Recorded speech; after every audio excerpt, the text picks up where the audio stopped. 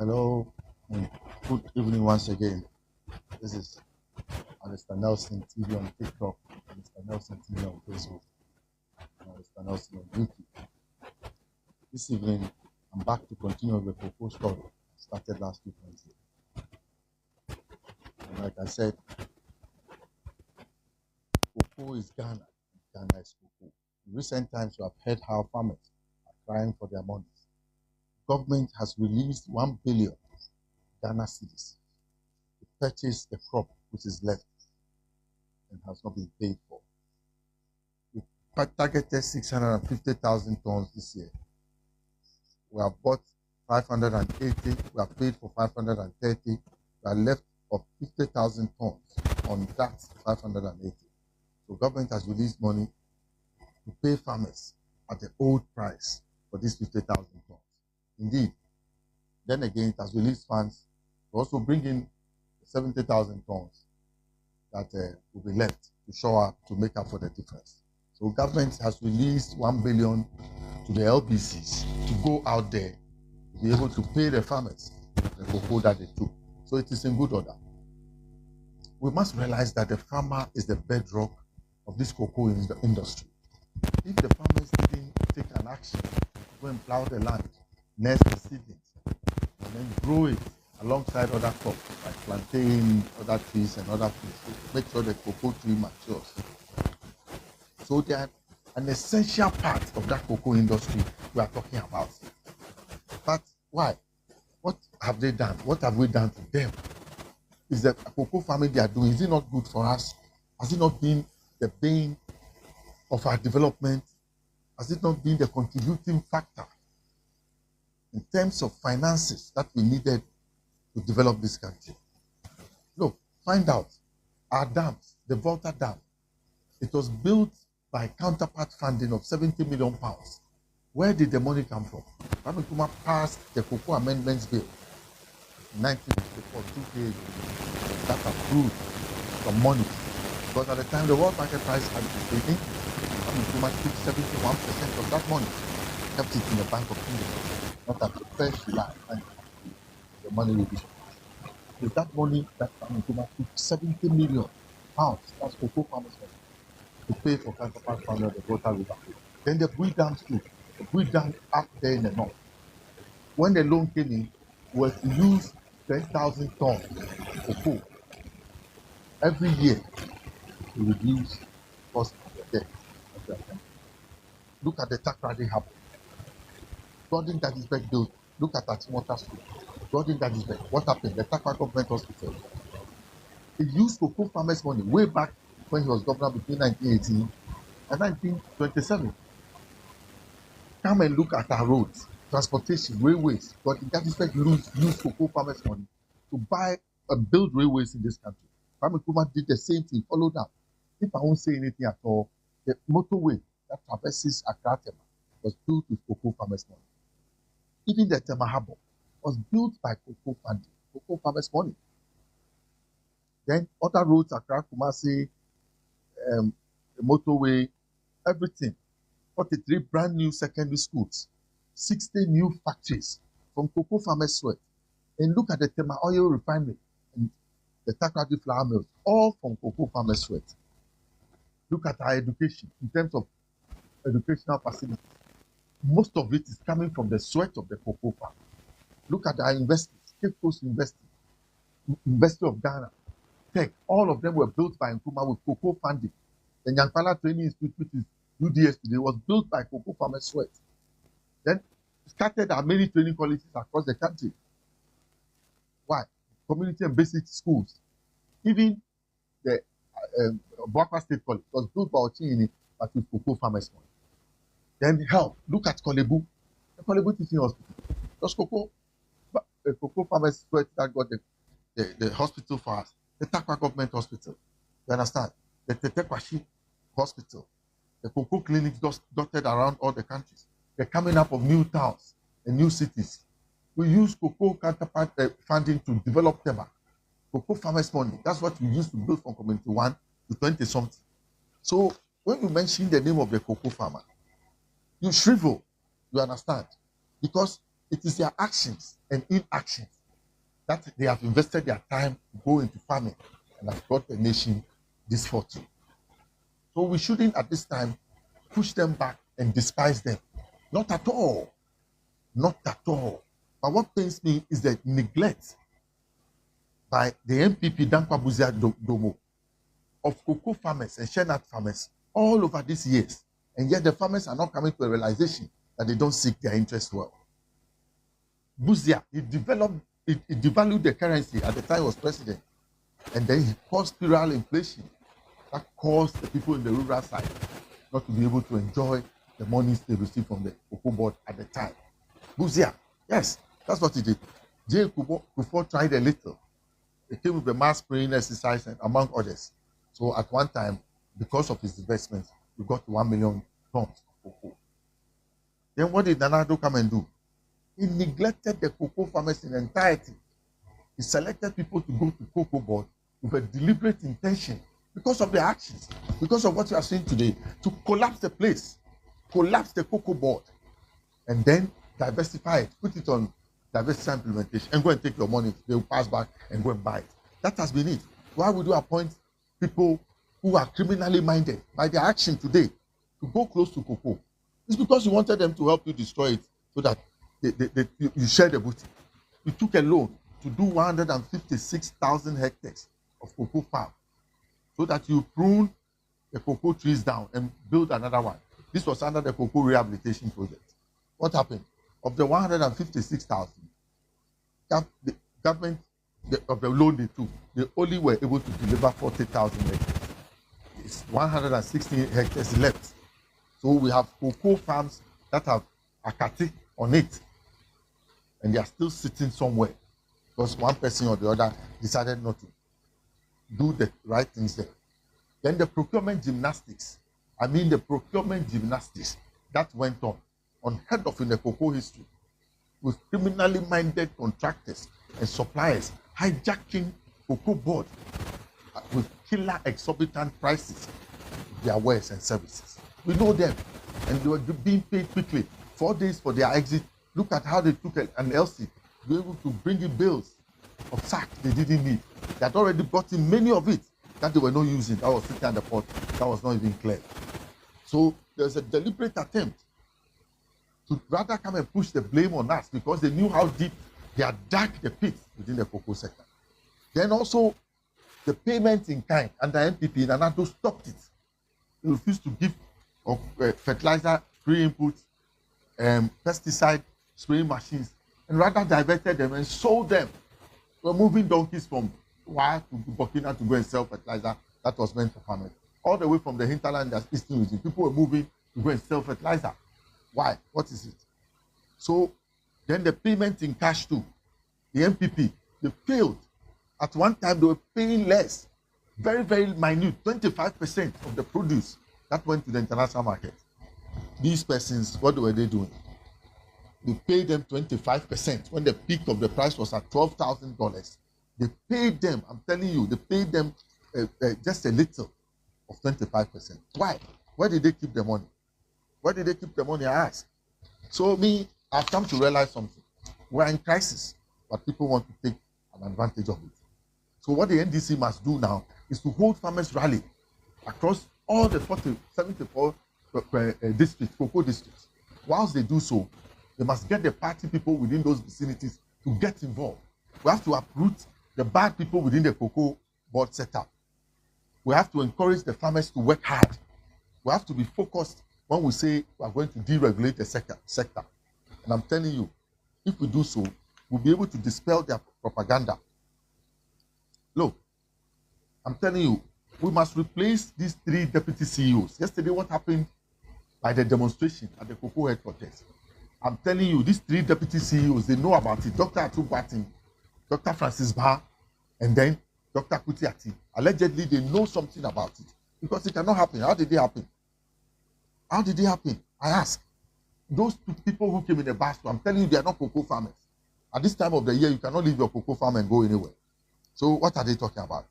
So these 3 deputy directors who are not talking, who are watching Rambe to be sitting and not helping him, they must be removed. They are part of this problem.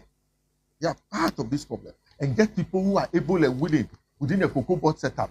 There are plenty of people who are there who can help us with the reset agenda. Let's appoint them as deputy CEOs and put Randy Abbey and put them to support Randy Abbey to succeed. Then I go for a buying see or deregulation. Mumma Mumpenny for the one casa muntini deregulation near Kaya deregulation, you per se a open market prices over cocoa sector. Now obi and you be say oh the metal will now gaining from price now maybe the baba because first no need any syndicated loan. In the previous years, the syndicated loans no problem ever say are buying Jessica at various times in the year to pay cocoa farmers when the cocoa was ready. So after some time, we decided to come up with the cocoa syndicated loans. So when we came up with the syndicated loans, we noticed that so many things had gone away. So many things. And it's interesting to note, just a minute, let me take my water.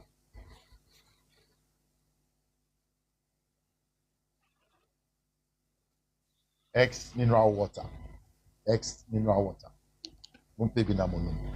There were fluctuations in the prices. There were fluctuations in the prices at the time, pre-syndicated loan. And it occurred during the cocoa season.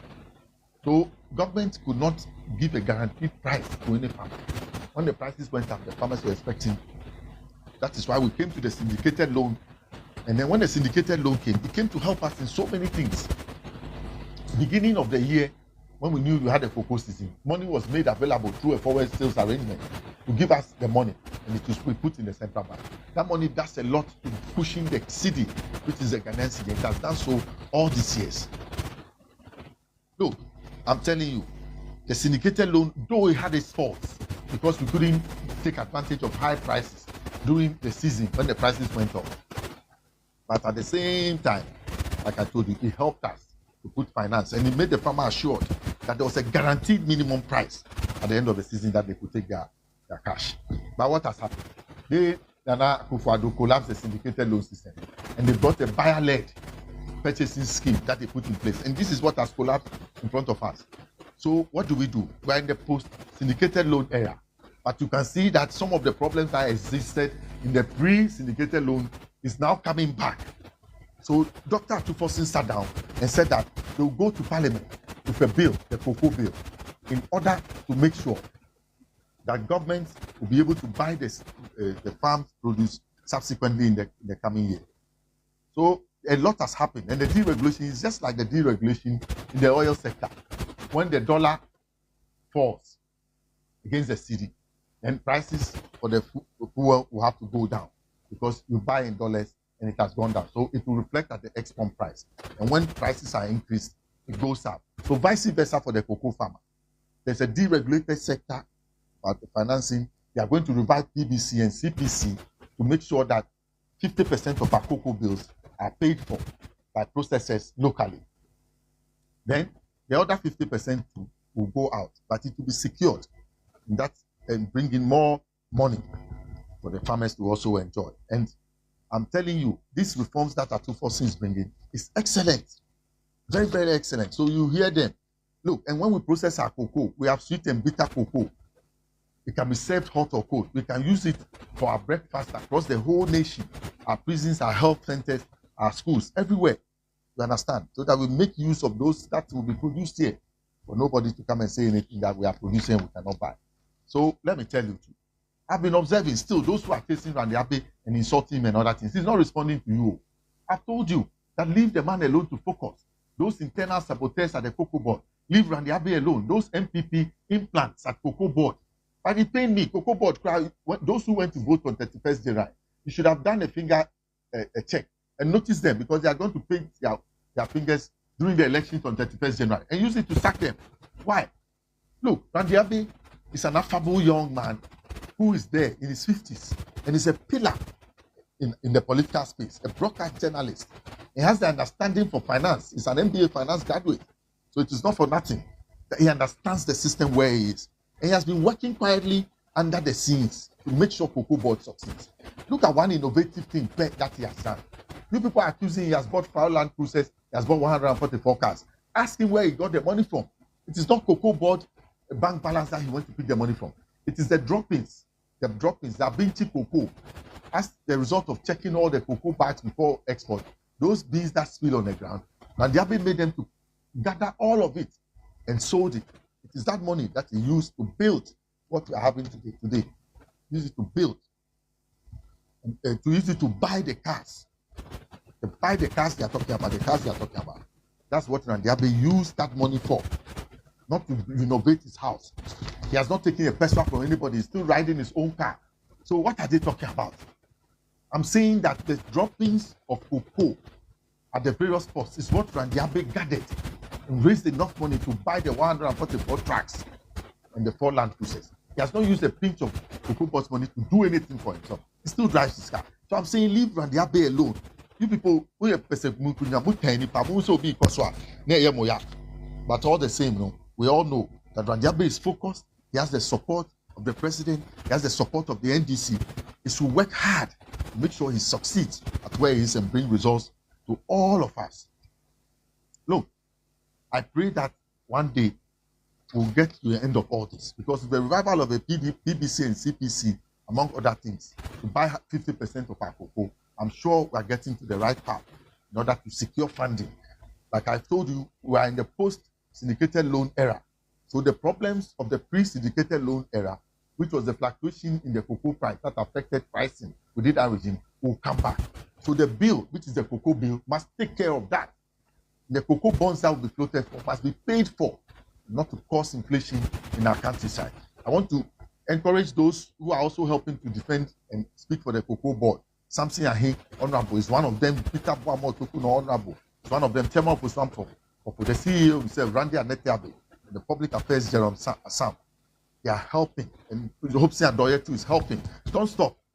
Don't stop at all. Let's go on to defend Randiabe, because he's a good guy. He's focused. He has a vision for the cocoa sector. Let us help him to realize it. My brothers, over the past week, there was an interesting development on the revenue front. What happened? Cars had been loaded and they wanted to avoid payment of taxes at the port, and they had run away. But it took the deputy operations of the Customs and Excise and Preventive Service and the Chief Revenue Officer in Tema to cause an arrest of these trucks. These trucks, many years ago, I heard of this thing. And then we decided, after hearing all these things, to go on a, digitization. Now they have digitized the place and put in electronic gates.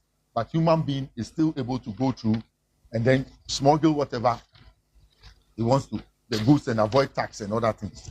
Look, it's shameful. It's very shameful. And you can see that there's an internal collusion that happened before these things went on. So look, what do we do? What do we do at all? The Customs, Excise and Preventive Service managed to arrest these persons, and they have brought them to book. They are going to face the court action, and they are going to come under scrutiny. If it is a company that is doing that, they'll be sacked. Look, Customs, you have a good person, General Glover, who is working. General Glover comes from the Armed Forces wing, infantry, hard working, down to earth. He's focused, and since he came, he has been interacting with all workers within the customs setup. Last year, he was given a target of 60 billion. He was able to raise 56 billion, a short of 4 billion. Why? Because at the time the tax expectation was being pegged for them, it was pegged at $16 to 1 cedi, 16 cedis to $1. So by the time they were taking the taxes, the cedi too was doing well. So the cedi decided to do well against the dollar. So it made it difficult for those collecting revenue in cedi terms to be able to grow, because the cedi was coming down.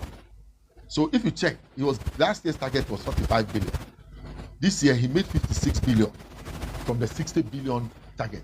Despite the shortfall, it was an improvement in the old collection that was made last year by over $11 billion. 11 billion cedis. So if it was at 16, you can imagine. If it was at 16, you can imagine that, because that's the price they paid. You understand? And I want to emphatically read this statement. It says the Ghana Revenue Authority Customs Division wishes to inform the public about a major enforcement operation carried out between 10 p.m. 3 days ago and 5 a.m. 2 days ago along the Dawenya-Tema Road. The operation was led by the Deputy Commissioner of Operations, supported by the Chief Revenue Officer, Preventive Tema Collection, in a collaboration with the Revenue Mobilization Task Force, the National Security and Enforcement Officers, from both Tema Collection and Headquarters. During the exercise, Customs successfully intercepted secured 12 articulated trucks suspected to be part of the 18 trucks that had been gated out of the system. Those trucks were cleared as transit goods from Akanu, destined for Niger through Kolungugu. Yet, they were moving without the required customs human escort, a breach of transit procedures. The intercepted trucks are loaded with 44,000 packages of cooking oil, tomato paste, spaghetti, valued in lost revenue terms 85,306,578. Initial assessment was 2,619,748. So Ghana, why would you want to pay tax for the business you are doing? Why do you want to let the customs division not realize their revenue targets? Some of these things. So I echo to the deputy commander, the deputy operations, and then I echo to the chief revenue officer. I wish them well in their work. And like I said, General Glover, Dade Dollar, keep on with the hard work you are doing at the customs division. Salute you today. And continue to make the research agenda by John Dramani Mahama to rake in more revenue, a reality for Ghana to also be able to do more development in our country and transform it once and for all. Then the prison service too. The prisons launched their Peace Space Fund and they are about it. They are going on it. You see all over their buildings, you see the advert for the Peace Space Fund. I want Ghanaians to contribute to the Peace Space Fund. This year, we'll be going to the prisons in November. They are having their open day month in November. We'll be going there. But before we go there, let's make a little contribution to support the Peace Space Fund. I've told you that the Peace Space Fund is to support the prison service to move from dependency to dignity. They want to be independent of their beggings and other things and their pleas and other things, to be able to do things on their own. That is why they launched the Peace Space Fund. Any amount of money you can donate, 1 cedi, 2 cedi. I want to tell the chiefs and then the GPRTU people all over those restaurants. If somebody comes to eat, let's put 1 cedi aside on behalf of the prisoners. Everybody is a potential candidate for prison when you wake up in the morning. Everybody. So let's rise up, hold ourselves together to support the prison service, be able to realize their Think Prisons 360 degrees agenda. So, I will not mince words about it. But I pray that the cocoa sector hula baloo will go down. PM has also launched the 24-hour economy and they has passed the bill. So we must get to work quickly and focus on our assignment of the research agenda to make Ghanaians happy with us, so that going forward, they will maintain us in power, so that we continue to do the development that this country needs in order to transform. Bye-bye, and meet you again next week.